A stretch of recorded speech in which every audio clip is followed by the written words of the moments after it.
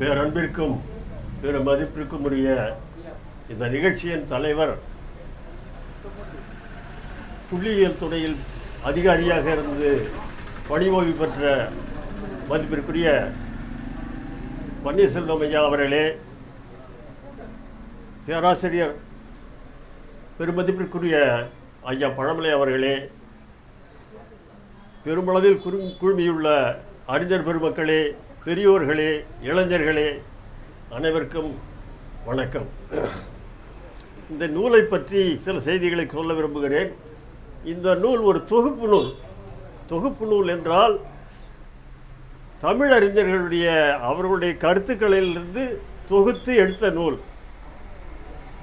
பேராசிரியர் ஆமு பரமசிவானந்தம், தமிழண்ணல், மதிப்பிற்குரிய இலக்கணச் சுடர் திருமுருகன் அவர்கள், அப்புறம் தேவரைய பாவாணர், மலேசிய தமிழறிஞர் சீனி நைனா முகமது, இப்படி ஒரு 12 இது பாடப்புத்தகத்திலிருந்தும் பாடநூல்களிலிருந்தும் சிலவற்றை எடுத்திருக்கிறேன். இதை கொடுத்திருக்கிற முறை நான் முன்னுரையிலேயே குறிப்பிட்டிருக்கிறேன். இதை கொடுத்திருக்கிற முறை என்னுடையது. இதில் என்னுடைய கருத்தாக இருப்பது ஒரு விழுக்காட்டுக்கும் குறைவு. எல்லாமே அறிஞருடைய கருத்துக்களை எடுத்து தொகுத்து ஒரு படிக்கிறதுக்கு ஒரு விருப்பமான முறையிலே கொடுத்திருப்பது தான் என்னுடைய வேலை என்று கூறிக்கொண்டு, இதில் செய்தித்தாள்களில், கிழமை இதழ்களில், மாத இதழ்களெல்லாம் பல பிழைகளை பார்க்குறோம். பார்த்திங்கன்னா ஒரு பன்மையில் தொடங்குவாங்க, ஒருமையில் முடிப்பாங்க. இது மாதிரி நிறைய பிழைகள் வருகிறது. பல பிழைகளை இதில் சுட்டி காட்டியிருக்கிறோம். பல இலக்கணக்கூறுகள் இருக்கின்றன. ஆனாலும் கூட இவற்றை எல்லாவற்றையும் நம்மால் நடைமுறையிலே பயன்படுத்த முடியாமல் போகலாம். ஆனால் முயன்ற வரை நாம் பிழையின்றி எழுத முயற்சி செய்ய வேண்டும் என்ற நோக்கத்திற்காகவே இது எழுதப்பட்டது. இந்த நூல் வர காரணம், பெரியார் படிப்பகம் ஐயா பன்னீர்செல்வம் மற்றும் நம்முடைய கல்லூரி மாணவர்கள் எல்லோருமாக இருந்து இந்த ஐயா மிக சிறப்பான சொற்பொழிவிலே சொன்னார். அதுபோல் வகுப்பு நடந்தது. வகுப்பெல்லாம் முடித்த பிறகு, இலக்கண வகுப்பு முடிஞ்ச பிறகு ஒரு நாள் என்ன சொன்னாங்க, பொதுவாக நாம் செய்கிற தப்பெல்லாம் ஒரு வகுப்பில் சொல்லிக் கொடுங்கயா அப்படின்னு சொன்னாங்க. அந்த தப்பை எப்படி சரியாக எழுதுறதுன்னு. சரியென்று நான் ஒரு ஏற்பாட்டோடு வந்தேன். ஒரு 5-6 பக்கம் எழுதிட்டு வந்தேன். வகுப்பு நடத்தும் போது பாதி கூட என்னால் சொல்ல முடியல 3 மணி நேரத்தில். அப்புறம் ஐயா தான் எல்லாம் சொன்னாங்க. பாபுவும் நம்முடைய பன்னீர்செல்வம் ஐயாவும் இன்னும் சிலரும் சொன்னாங்க, இது ஒரு நூலாக போட்டுடலாங்க ஐயா, எழுதி கொடுங்கன்னு. அதற்கு பிறகு கொஞ்சம் விரிவுபடுத்தி இந்த நூலாக்கி கொடுத்துருக்கிறேன். இதில் இருக்கிற சிறப்பெல்லாம் அந்த அறிஞர்களுக்கு சேர வேண்டியது. ஏதாவது பிழை இருந்தால் அது என்ன சேர வேண்டியது. இதில் இவ்வளோ பிழை நீக்கி எழுதுவோம்னு ரொம்ப எச்சரிக்கையாக தான் எழுதினேன். இதுலேயே ஒரு 8-9 இடத்துல ஒற்றுப்பிழையும் வந்துவிட்டது. இருந்தாலும் அது பெரிதாக கருத வேண்டியதில்லை. அது நான் அடுத்த ஐயா சொன்னாங்க, பழமலையா அடுத்த பதிப்பில் சரி பண்ணிக்கலான்னு சொன்னாங்க. அது மாதிரி பண்ணிக்கலான்ட்டு. ஆனால் இந்த நூல் நாம் செய்கிற பிழைகளை, எழுதுகிற பிழைகளை எல்லாம் நீக்குகிற ஒரு பெரிய உதவியாக இருக்கும் என்பது திண்ணம். நம்முடைய கல்லூரி மாணவர்களும் பெரும்பாலும் மாணவர்களுக்காகவே இது எழுதப்பட்டது. எனவே மாணவர்களும் ஆர்வலர்களும் இதை பயன்படுத்தி கொள்ள வேண்டும் என்று கூறிக்கொண்டு, இந்த நூலிலே இருக்கிற அதான் சொல்லிட்டேன். நூலை பற்றி இன்னும் முடிச்சுக்கொண்டு இந்த தமிழ்நாடு நாளை பற்றி சில கருத்துக்களை சொல்ல விரும்புகிறேன். ரொம்ப பெரும் விசேஷிக்கிறது தான் இவங்க வேலை.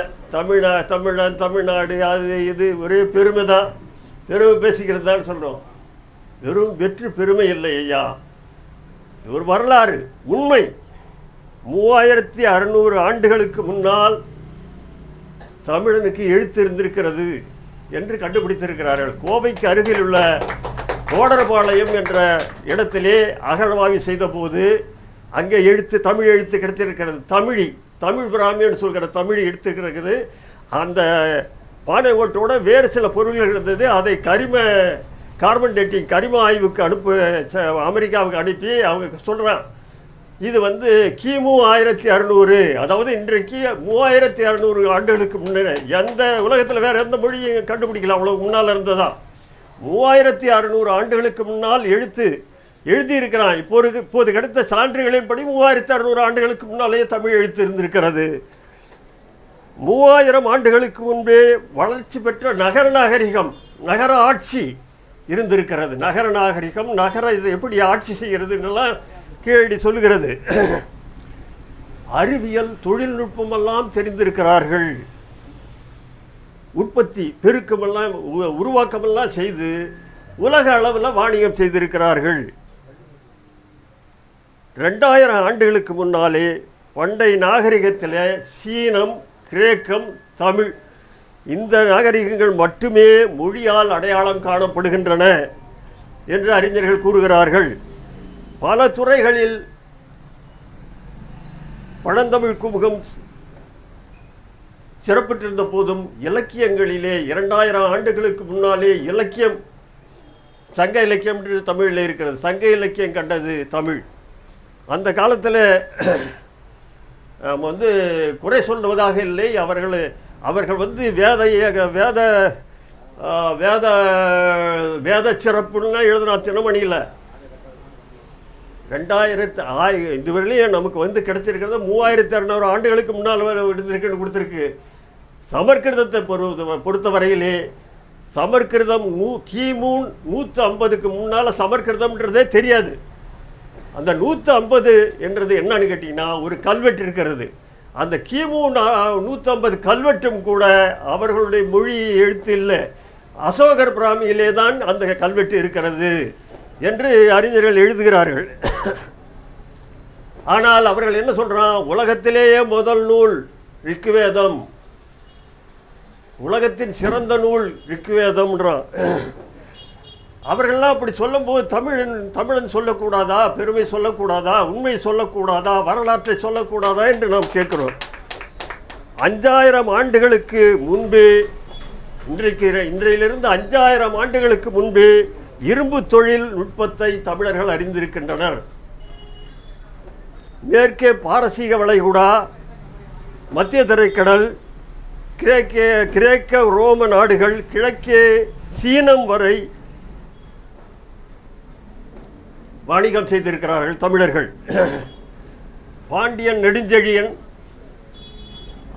அவனோடு இன்னும் சில பாண்டிய அரசர்கள், கரிகால் பெருவளத்தான், அவனோடு இன்னும் சில சோழர்கள், இமயவரம்பன் நெடுஞ்சேரலாதன், அவனோடு இன்னும் சில செங்குட்டுவன் போன்ற சேர மன்னர்கள் எல்லாருமே வந்து இமயத்திலே விற்புலி கயல் பொறித்திருக்கிறார்கள் என்று வரலாறு இருக்கிறது, இலக்கியங்கள் சொல்கின்றன. அந்த பெருமைகளை நாம் சொல்லக்கூடாதா?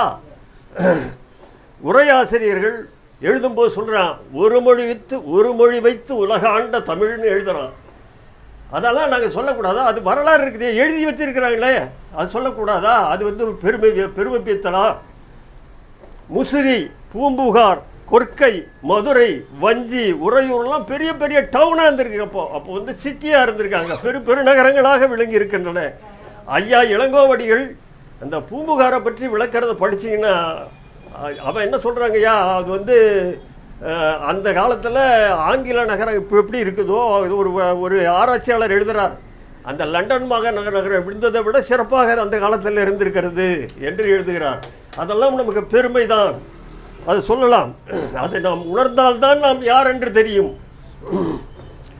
அறிவியல் மனப்பான்மை உடையவர்களாக இருந்திருக்கிறார்கள், மதச்சார்பின்மையாக இருந்திருக்கிறார்கள், சாதி சமயமற்றவர்களாக இருந்திருக்கிறார்கள். கடவுளை பற்றி கூட அவன் சொல்லலாம் அந்த காலத்தில்.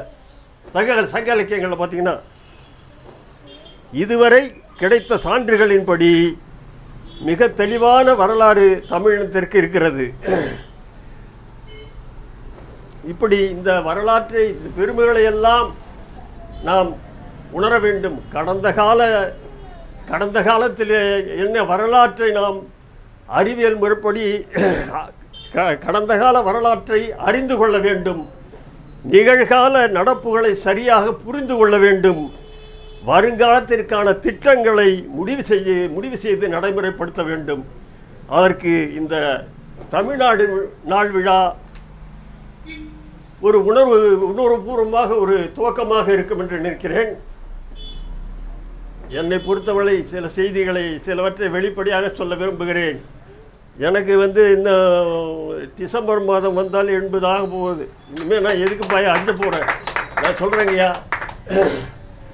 இந்த இந்திய அரசியலமைப்பில் இந்தியாவும் இந்த தமிழ்நாடு மாநிலமோ எதாக இருந்தாலும் எந்த ஆட்சி இருந்தாலும் தமிழனுக்கு விடிவில்லை, தமிழ் வழி கல்வி கிடைக்கப் போவதில்லை, தமிழர்களுக்கு எந்த உரிமையும் இருக்க போவதில்லை, அவருடைய இந்திய வல்லாண்மையிலே நாம் அவர்களை மீறி எதுவுமே செய்ய முடியாது. இந்தி திணிப்பு எதிர்க்கிறோன்றாங்க. நாளுக்கு ஒரு திணிப்பு வருது. எதை எதிர்க்கிறாங்க? எதை எதிர்க்க முடியும்? அவர்களால் முடியாது. அதனால் இந்த திணிப்பெல்லாம் இருக்குது. இன்னும் நம்மளை அழுத்த போகிறான். அமர்த்தியாசன் சொன்னார், இந்த தமிழ்நாட்டினுடைய பொருளியல் நிலையில் வச்சு பார்த்தாக்கா தமிழ்நாடு சுதந்திர தமிழ்நாடாக நல்ல உரிமையுள்ள இறையாண்மையுள்ள தமிழ்நாடாக இருந்தால் உலகத்திலேயே 8வது இடத்தில் இருக்கும் என்று அமர்த்தியாசன் சொன்னார். இப்படிப்பட்ட நிலையிலே நம்முடைய இளைஞர்களுக்கு கூற விரும்புகிறேன், நம்முடைய நோக்கம் தமிழகத்தின் விடுதலை அதுவாகத்தான் இருக்க வேண்டும். அதை நாம் மறக்கவே கூடாது. அது நம் உயிரிலே கலந்திருக்க வேண்டும். உணர்விலே உயிரிலே கலந்திருக்க வேண்டும். ஏதோ போராடுறோம், இதெல்லாம் உணர்வுகளை காப்பாற்றுறது. Keep the gunpowder dry என்று நம்ம இருக்கு. அது மாதிரி நம்ம உணர்வுகளை காப்பாற்றுவதற்காக இந்த நாள்களை கொண்டாட வேண்டும். நம்முடைய இலக்கு நாட்டு விடுதலை பெற்ற இறையாண்மை மிக்க தமிழ்நாடாகவே இருக்க வேண்டும் என்று கூறி வணக்கம். தமிழை பிழை நீக்கி எழுதுவோம் என்ற ஒரு அரிய நூலை மிகவும் சிரத்தை தமிழ் வார்த்தையான்னு எனக்கு தெரியல, மிகவும் பாடுபட்டு அதையெல்லாம் தேடி உருவாக்கி நமக்கெல்லாம் அளித்திருக்கிற ஐயா அவர்களுக்கு பாராட்டாக அல்ல, அவருக்கு நன்றியாக இந்த ஆடையை நான் அணிவிக்கிறேன்.